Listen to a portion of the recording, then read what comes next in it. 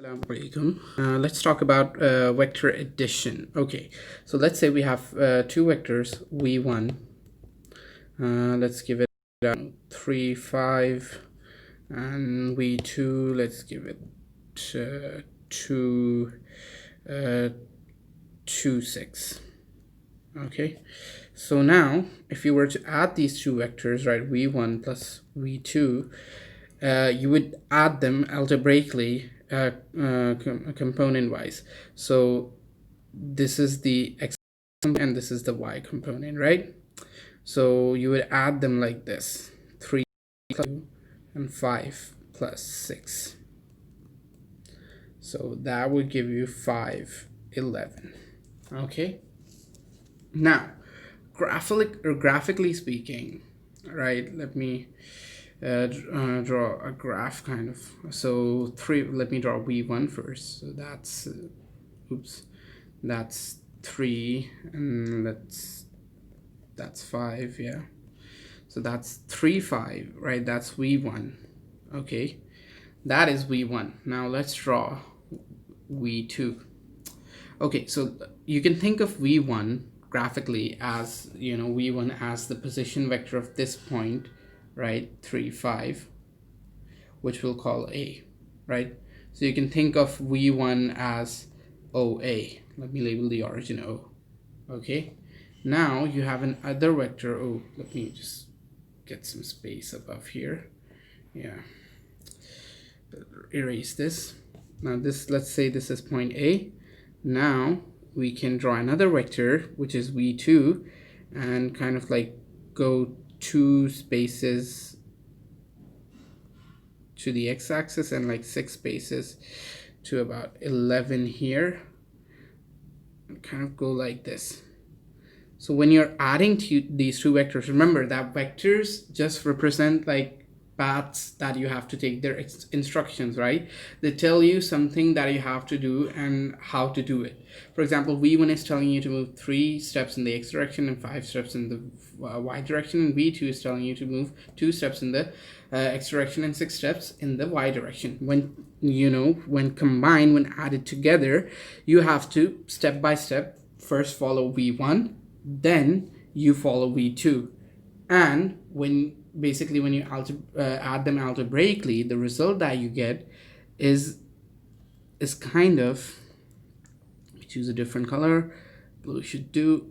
The result that you get is this kind of net combined effect of following both of these vectors, right? You get the net combined effect of following both of these vectors. So this kind of leads you to, let me just extend the axis up here. This kind of leads you to this point B, which is actually 5 11. And what v1 plus v2 that we calculated before was, it was 3 plus 2, 5 plus 6 algebraically, it was 5 11, right? So this net vector, this resultant vector, right, this resultant vector just represents the net combined effect of both of these vectors, of following both of these vectors, right? And what it says is you just travel 5 paces along the x-axis and 11 paces along the y-axis from O, and you'll directly get to B. You don't have to do it stepwise, like go v1, then go OB. You go follow v1 and then follow v2. You don't have to do that. You can just directly go that way. This may be clear, like why have a resultant vector, right? This can get a bit clearer if you have like a vector going upwards like this, and then a vector coming downwards like this, and the resultant of this would be kind of like this. Oh, sorry, let me just choose a different color. Let's choose purple.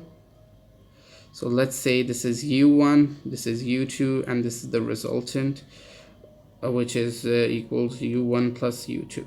So let's give u1 some numerical values. Let's give it, I don't know, 3 5 again. And u2, since it's going towards the right, it's going to have a positive x value. Let's give it 2, and a negative y value. So let's give it -1, right? So when you add these two together, you get 5 and 4, right? So u1 plus u2. So what this is saying, that you move 5 steps in the x direction and 4 steps in the y direction directly from O, and you'll reach this point. You'll have the combined effect of both these vectors without having to follow these two vectors individually and separately. If you were to follow these two vectors, u1 and u2, individually and separately, what you would end up doing is moving 3 steps in the x direction and then 5 steps in the y direction, but then you would end up moving kind of 1 step downwards again. So by following the resultant vector, you kind of remove this redundancy, right? So I hope this example makes it a bit more clear why resultant vectors are more efficient. And you don't think of it like all of these vectors, when they're added together, they can only represent coordinates, right? The proper definition of the addition of vectors, let me just get a better color here. The addition of vectors gives you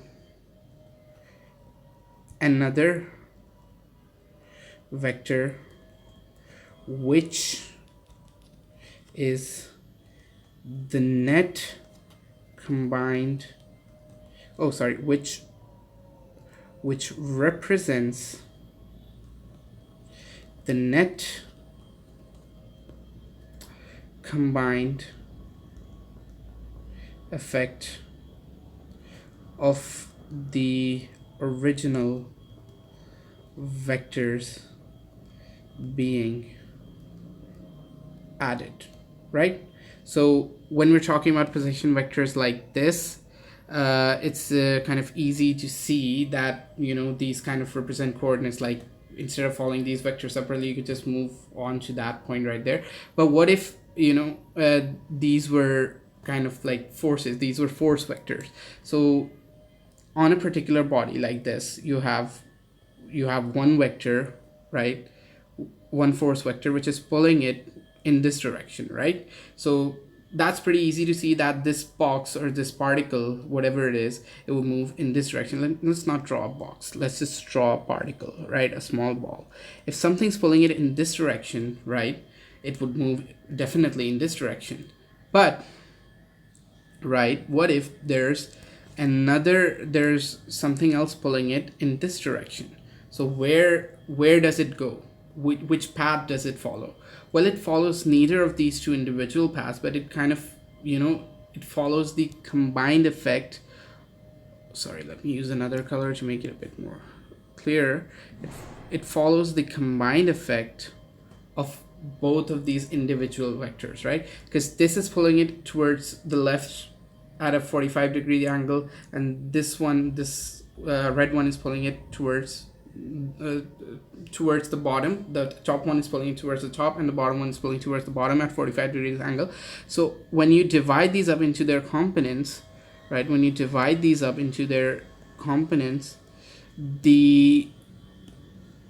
the vertical components kind of cancel out if they're equal in magnitude. And the only thing that, if the forces are equal in magnitude, let's say this is 10 Newton, this is 10 Newton, right, and the only thing left are the horizontal components, right, and they add together to give you this kind of horizontal path that it the object has to follow.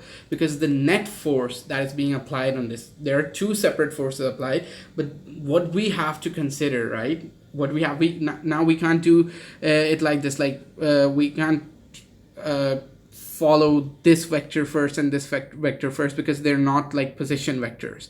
So you have to combine them, you have to add them to know what net effect they have on this particle, right? You can't follow them individually, right? But in this case, in the case of position vectors, you can do that, right? But it may not be the case for all different kinds of vectors. For example, in the case of force vectors, you can't follow each vector individually. You have to combine them to know the desired or the net effect. That's why kind of this part is very important, that the addition of vectors doesn't give you a coordinate or a net, kind of like doesn't give you a specific coordinate or something, but it kind of just focus on this line here. I'll underline it. It represents the net combined effect of the vectors being added, right? So don't think of it like I have to follow this vector and this vector. Just think of adding vectors, like combining them to get a new vector, which gives the net effect of both those vectors combined. So that's a very important point when you think about the theory of at the addition of vectors. We'll kind of go over some more techniques of adding vectors, some standard formulae in the next installment, inshallah. Till then, thank you for watching, and please share, subscribe, and like the video. Allah Hafiz.